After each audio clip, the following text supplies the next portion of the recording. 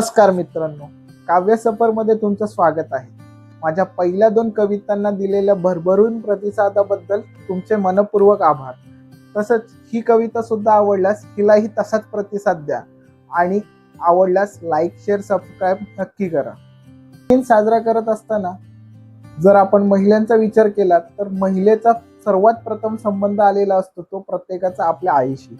म्हणूनच मी आज तुमच्या समोर आईवर केलेली एक माझी कविता सादर करणार आहे। कवितेला सुरुवात करतो।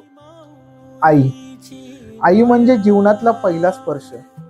आई म्हणजे जीवनातला पहिला स्पर्श। आई म्हणजे जीवनातला पहिला हर्ष। आई म्हणजे असंख्य वेदनांची आहुती। आई म्हणजे असंख्य वेदनांची आहुती। आई म्हणजे एकमेव हक्काची सहानुभूती। आईपासूनच शब्द मिळाला ममता। आईनेच दिली समाधानकारक क्षमता।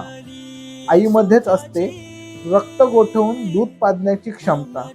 आईपासूनच आली चंद्रात शीतलता।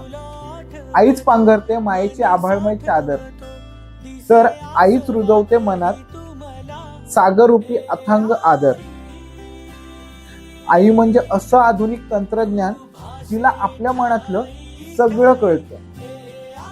आई म्हणजे असं विज्ञान जिच्या गर्भात बीचं रोपाचं रोपटं बनतं। आई म्हणजे असं GPS जिचं मन फक्त आपल्या मुलांभोवती फिरतं। आई म्हणजे असं GPS की जिचं मन फक्त मुलांभोवती फिरतं। आई म्हणजे असं GPS की जिचं मन फक्त मुलांभोवती फिरतं। आई म्हणजे असा वायफाय की जिला आपल्या बाळाची अस्वस्थता, सुख दुःख अचूक हेरतं। आई म्हणजे असं फेसबुक ज्यात अकाउंट तिचं पण टाइमलाईन मध्ये ती असणं शक्य नाही। आई म्हणजे असं फेसबुक ज्यात अकाउंट तिचं पण टाइमलाईन मध्ये ती असणं शक्य नाही।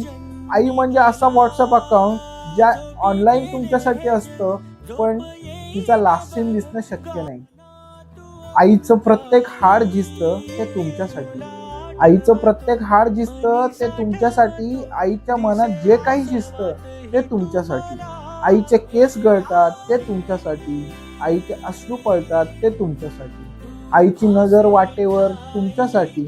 आईचं मन लाटेवर ते तुमच्यासाठी। आईचं मन मारलं जातं ते तुमच्यासाठी। आईचं ध्यान विस्पारलं जातं ते पण तुमच्याचसाठी। आईच्या प्रत्येक कणाकणावर तुमचं नाव कोरलं असतं। आईच्या प्रत्येक कणाकणावर तुमचं नाव कोरलं जातं।